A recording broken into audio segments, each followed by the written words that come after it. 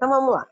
No nosso primeiro momento hoje de aula, a gente vai falar sobre o Teorema de Pitágoras, tá? O Teorema de Pitágoras, ele foi, na verdade, um matemático, um filósofo, né? Ele teve uma formação muito grande, muito extensa, e ele sempre se preocupava em explicar a razão das coisas. Sempre queria saber, ele queria explicar. Como vocês sabem, os nossos antigos, né, as pessoas que viveram muito na antiguidade, eles não receberam tudo pronto que nem a gente tem hoje. Mas nós, sim, somos gratos a todos o conhecimento que eles transferiram para cá. Porque toda essa tecnologia, todo esse avanço que a gente tem no mundo, foi por causa de pessoas como Pitágoras, que desenvolveu conhecimentos matemáticos, filosóficos, ou seja lá, científicos, que fizeram com que o mundo evoluísse. Então, assim, ó, uma das grandes observações de Pitágoras no passado foi a invenção do relógio de sol. Então, ele sabia que a hora ela era projetada através de uma sombra. Só que essa sombra, que era projetada no relógio de sol, era realizada através de um triângulo. E foi por ali que ele começou a observar as sombras das coisas, digamos assim, e ele percebia que as sombras sempre projetavam uma imagem em forma de triângulo. E daí ele começou a se questionar. Como que eu posso fazer para calcular, por exemplo, a altura de uma pirâmide, se eu não tenho um instrumento para chegar lá em cima? E foi nesse cálculo de pensar na altura das pirâmides que ele percebeu que ele não precisava chegar no topo da pirâmide para saber a sua altura. Mas ele podia fazer o cálculo dessa pirâmide através da projeção da sua sombra. Então, assim, ó, Teorema de Pitágoras é o nome dado a uma teoria que Pitágoras desenvolveu com base nos triângulos retângulos. É uma teoria válida apenas para triângulos que têm ângulos de 90 graus, né? Então, triângulos retângulos são triângulos de 90 graus. E dentro dessa teoria, Pitágoras percebeu que existia uma relação entre as suas medidas. De que forma? Vamos pensar num triângulo retângulo, então. Um triângulo retângulo é um triângulo que tem um canto formando 90 graus. O triângulo é formado por 3 lados. Se vocês abrirem a apostila de vocês na página 3, vocês vão ver a imagem de um triângulo retângulo, que é um triângulo amarelinho que está ali. Para compreender a teoria de Pitágoras, a gente primeiro precisa dar nome aos lados desse triângulo, tá? Que nome seria esse? Vamos lá. Então, Pitágoras descobriu que um triângulo retângulo possui um lado maior, que seria a base do triângulo, e 2 lados menores. O lado maior, que é a base do triângulo, sempre vai estar do lado oposto do ângulo de 90 graus. Não necessariamente a base está no chão. Vai depender de onde está o ângulo de 90 graus. Então, o lado oposto ao ângulo de 90 graus é o lado maior do triângulo. A esse lado, Pitágoras deu o nome de hipotenusa. A gente escreve hipotenusa com H, mas ele abreviou ela com A. Ele representou, por exemplo, pegou um triângulo e representou os lados A, B, C. Normalmente são assim que a gente indica as vértices de um triângulo. Então, o lado A, ele indica como sendo sempre o lado maior do triângulo, que é chamado de hipotenusa. E as suas extremidades são os catetos, que são as laterais. Nesse momento, tanto faz os catetos. Os catetos são chamados de B e C, que são as 2 outras medidas. Pitágoras percebeu que, vamos supor que eu dê medidas para esse lado do triângulo. Digamos que o triângulo tem uma medida valendo 3, 4 e 5. A hipotenusa automaticamente é o 5, que é o maior lado. Ele percebeu que quando ele eleva as medidas de um lado de um triângulo ao quadrado, a soma dos seus catetos dá o valor da hipotenusa elevada ao quadrado. Olha só, a Pro falou 3, 4 e 5. 5 é a hipotenusa, que é o maior lado. Se eu elevar a hipotenusa ao quadrado, 5 vezes 5 dá 25.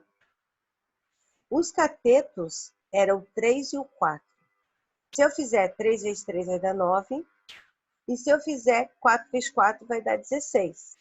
Se eu somar o 16 com o 9, eu chego no 25, que é a medida da base do triângulo. Claro que é muito lógico a gente falar assim de uma maneira prática, mas até Pitágoras chegar nessa conclusão, ele fez muitos experimentos.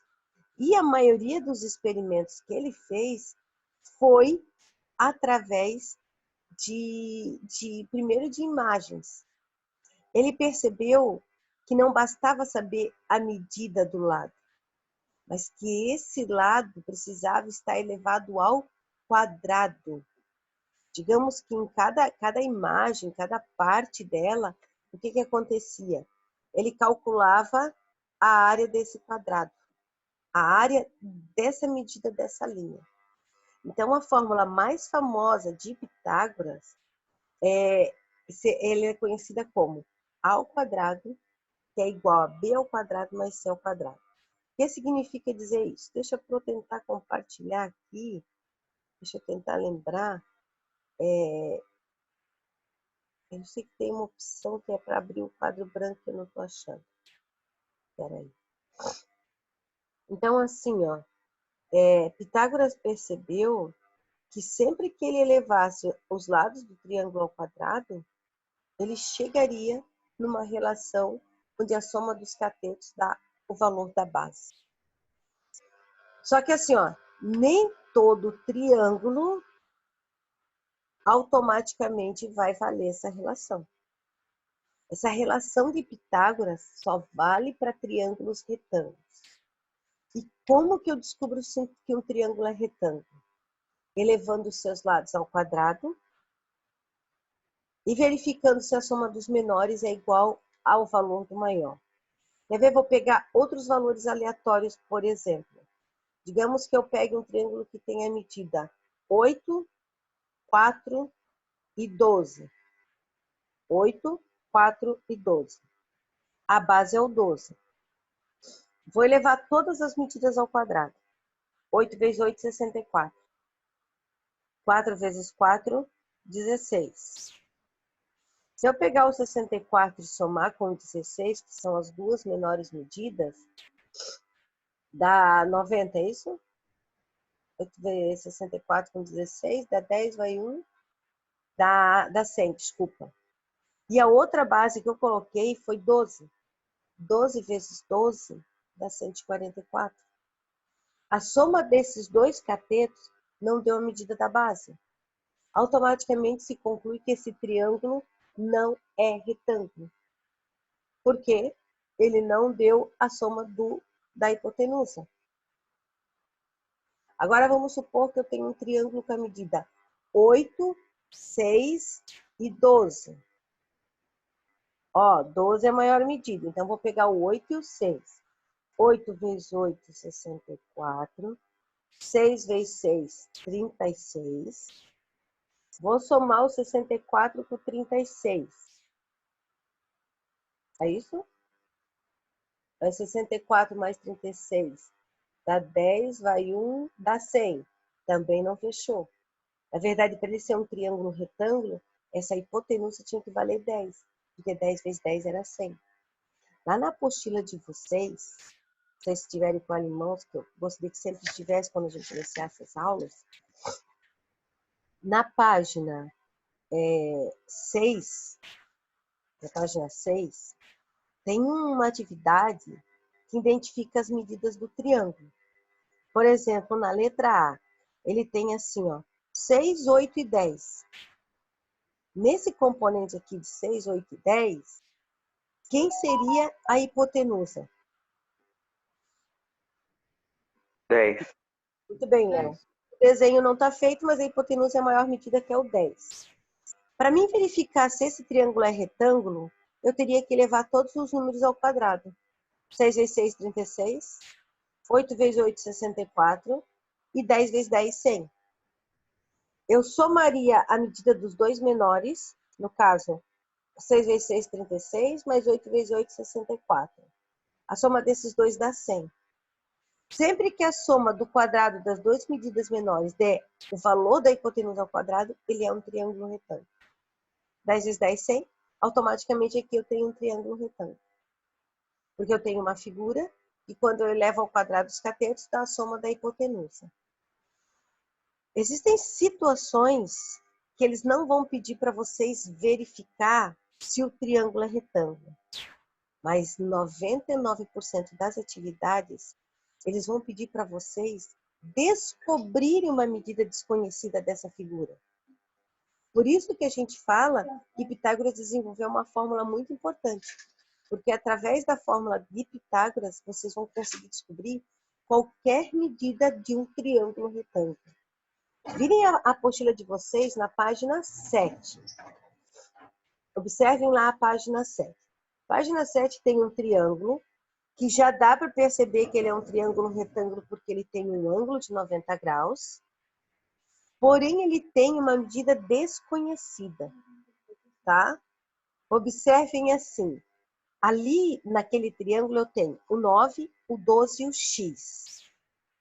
O 9 seria um cateto ou uma hipotenusa? Um cateto. Um cateto. O 12 seria? Um cateto. Um quarteto. E o x seria a hipotenusa. Porque é a medida...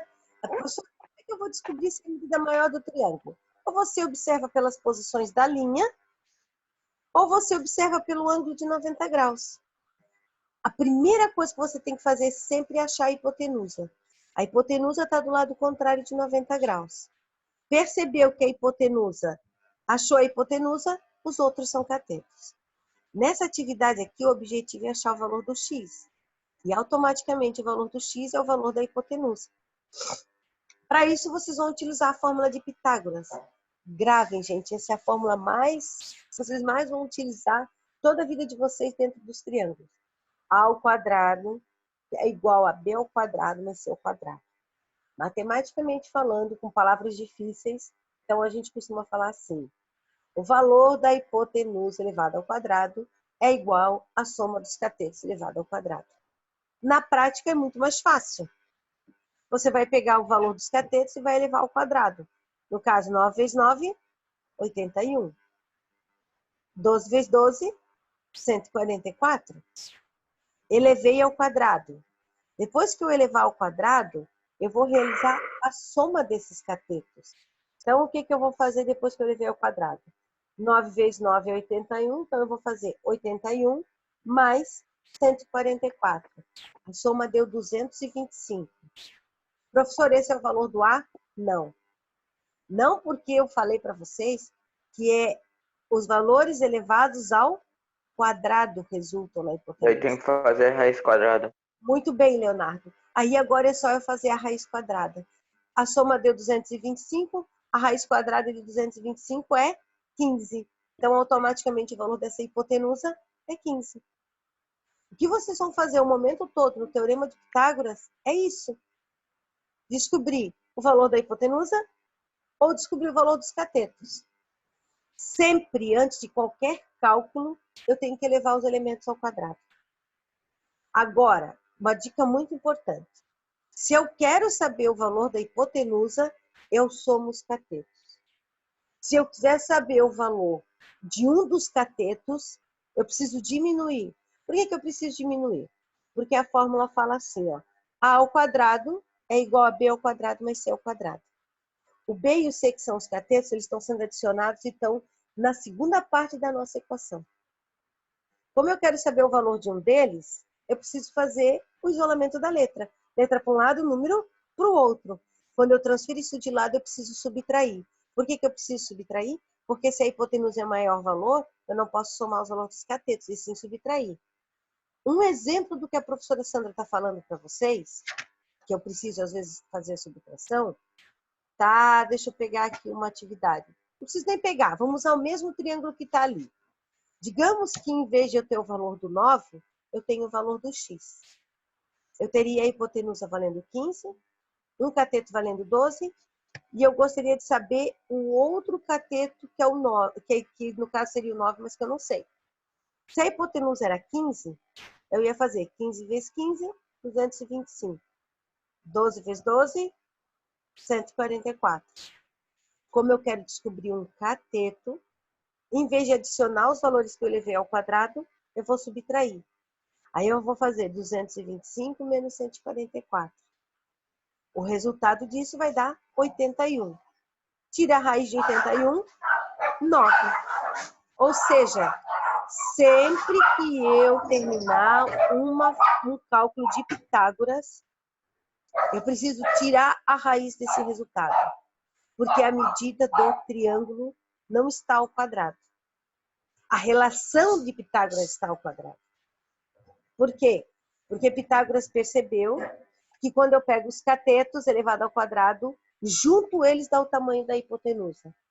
Mas ele só vai dar esse tamanho quando é elevado ao quadrado. Então é bem simples, ó. Na verdade eu faço 3 operações. Potência, que é elevar os valores ao quadrado. Vou adicionar ou subtrair. Adiciono quando eu quero a hipotenusa. Subtraio quando eu quero um dos catetos. E depois dessa subtração é só fazer a raiz quadrada do valor encontrado. Professora Sandra, a raiz quadrada sempre vai ser um valor exato? Não necessariamente. Eu posso ter raízes com valores exatos ou raízes não exatas. Quando a raiz não for um valor exato, eu vou voltar lá naquele conteúdo do primeiro bimestre, que a gente trabalhou bem no comecinho, bem ali um pouquinho antes de começar essa pandemia, que é o quê? Simplificação de radicais. Ah, professora, eu somei os catetos lá e deu raiz de 12, 12 não tem raiz. Vai ter que fazer a decomposição do 12. Decomposição por número primo.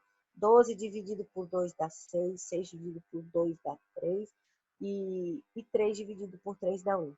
Então, daria uma raiz de 2, raiz de 3. Professora Sandra, posso trabalhar com raiz aproximada em vez de decomposição com calculadora? A gente pode até trabalhar a raiz quadrada com calculadora, tá? Mas em algumas situações, problemas, mais para frente, na próxima parte dessa unidade, ela não vai nos ajudar. Mas se você pegar uma raiz que não é exata, você pode fazer a raiz aproximada, sim. Uma casa decimal, tá? E nessa uma casa decimal é importantíssimo você verificar o próximo número. Para fazer o arredondamento, porque se der tipo 4,8976, sempre que tiver casas decimais infinitas, eu tenho que fazer o arredondamento. Nesse arredondamento eu tenho que lembrar, se der um número maior que 5, aumenta um décimo. Então, ó, a base do nosso estudo hoje é a fórmula de Pitágoras, onde eu tenho A ao quadrado, que é igual a B ao quadrado mais C ao quadrado. Ou seja, a soma dos catetos ao quadrado vai dar o valor da hipotenusa.